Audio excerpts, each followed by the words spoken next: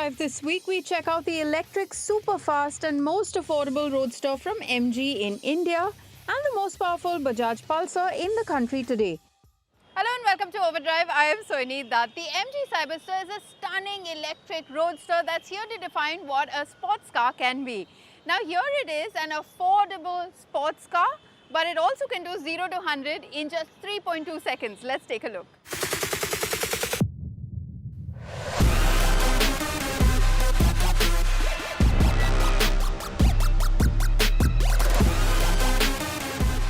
Of all the cars that you can buy in India, a small roadster under ₹1 crore has been something that's starkly missing.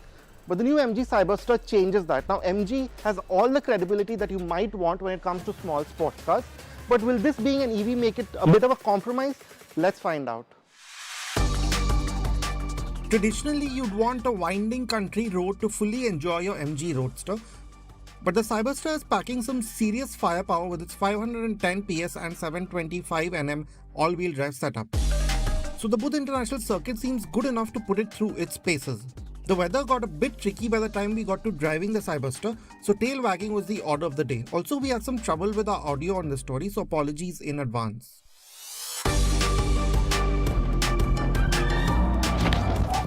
I don't know. Nice. It's because it's raining, right? So Yeah. turn the AC on now. So as you just saw, the MG Cyberster will get its tail out. It's not recommended, don't do it. Don't turn off the AC in the open road because this is a potent car. Now, unlike a traditional small roadster, the Cyberster is nearly 2 tons. MG has worked on creating a stiff chassis and made the battery pack relatively thin at 110 mm, but there's only so much you can hide physics. But the big power figures and low EV mass help hide the MG's weight if you aren't going to be pushing the Cyberster's limits on a racetrack every day. There is 50-50 weight distribution and a rear biased 38-62 torque split. This is impressive considering the MG is packing a large 77 kWh battery pack with 580 km of MIDC range. This also means you will get those traffic light thrills like with other fast EVs. So as you can see, this is the launch control of the MG Cyberster. It's actually surprisingly quick. It'll do 0 to 100 in 3.2 seconds. Let me just show you what it looks like. So I put it in the super sport mode, ESC off, left foot fully on the brake, right foot fully on the accelerator. I get this sort of boost kind of graphic on the dash and oh wow.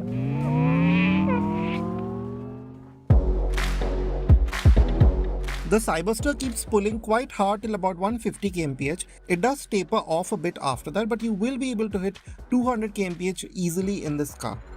The battery pack means that you sit a bit higher off the ground than in an ICE sports car, but a lot of the experience has been recreated here. You get that sports car experience on the move. The Cyberster feels tied down and confident around corners. You can hold good speeds. The car moves around a little bit underneath you, but there's also a good degree of grip on offer with the wide 20-inch wheels. It's agile enough even if the downright balance and agility of a lighter sports car may not be present. You still have that sporty kind of experience. You have those bulges at the edges of the bonnet, so that experience is there.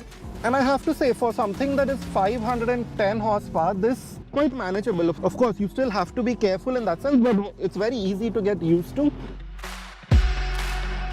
You might think that with all-wheel drive and with so much power coming through the wheels, it might feel a bit heavy on the nose, but while it's not as darty or as slick as maybe a purely rear-wheel drive sports car might be, this is not bad at all. Considering the pricing, considering where you are, this will probably be a first fast car. In that sense, I think it's very approachable. I also must say about the steering and the brake. The Brembo 4-piston calipers really come into their own on a racetrack. MG says the Cyberster will go from 100 kmph to a standstill in 33 meters, and it seems like a good claim. There's none of that lightness or distant feel that you get from the regen system in many EVs. The Cyberster is easy to modulate on the brakes and confident even in the wet conditions we drove it in. The steering is predictable and linear. It doesn't have a lot of feedback but has good heft. Well, we aren't done with the Cyberster just yet. You've seen how fast it can go, but we also want to show you what the design and interiors are like. Stay with us, you're watching Overdrive.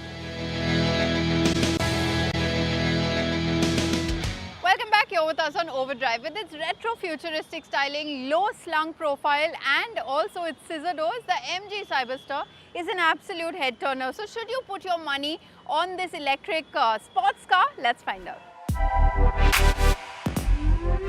Now you'll see that when the roof of the Cyberster is tucked away, there's no cover for it, which I think is a bit of a miss. I don't know what will happen when all the water goes through here, but we'll have to figure that out later. But what happens is, even with the roof tucked away, you have a lot of boot space. It's shallow, yes, but a couple of bags, soft bags for two people, I think can be easily done in it, which I think is quite nice.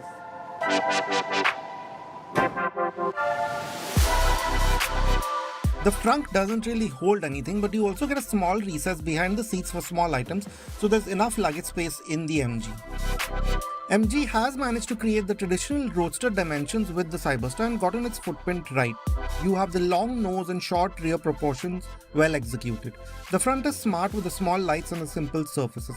The bodywork too has good creases and curves in the right places, so attention on the road will be easy to come by. But the rear could have been a bit less busy, especially with the nice flat look to it. There is a lot going on with the lighting, which doesn't quite seem to go with the front. Also, the Cyberster font seems to be a bit too similar to the one Porsche uses for its models, for my liking.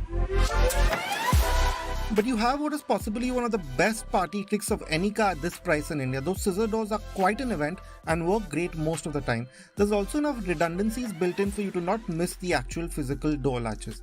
You have 4 buttons to open the doors at various places, including a manual release behind the seats.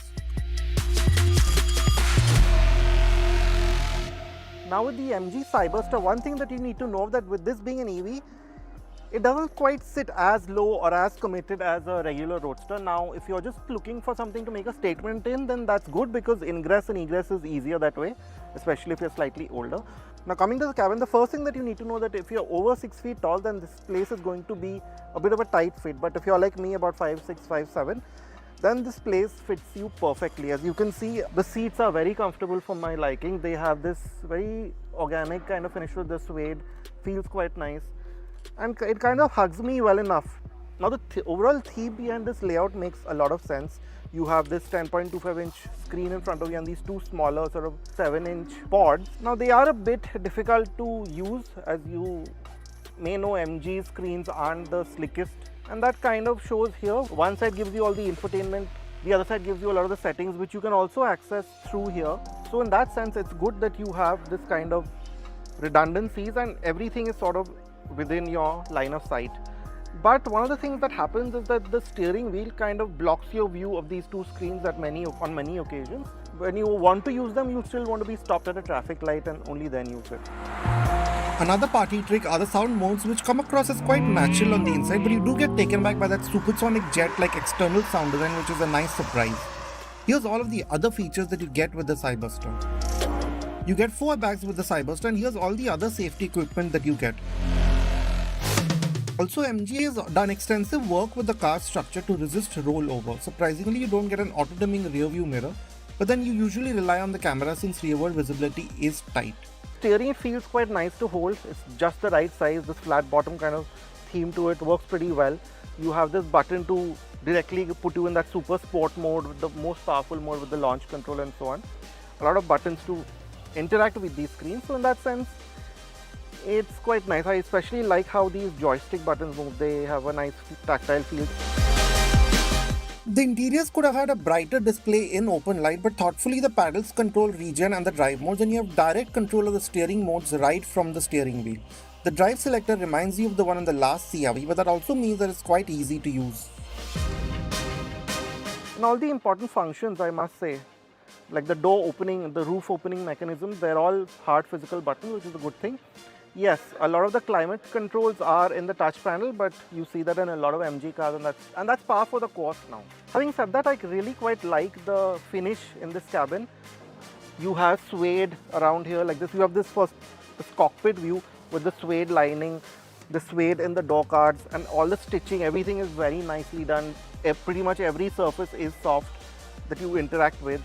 So in that sense, it's good. Yes, maybe these paddles could have been made slightly heftier, but that's really a small price clip because you get that sense that this is a fairly expensive car, maybe not 72 lakhs expensive, but expensive nonetheless.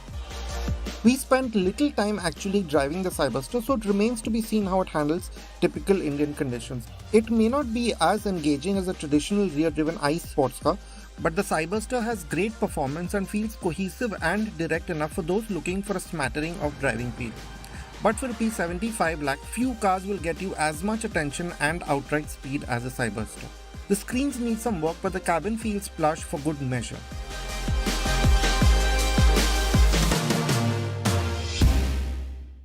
Well, it's time to take our final commercial break here on the show, but don't go anywhere because on the other side we acquaint you with the most powerful Bajaj Pulsar yet.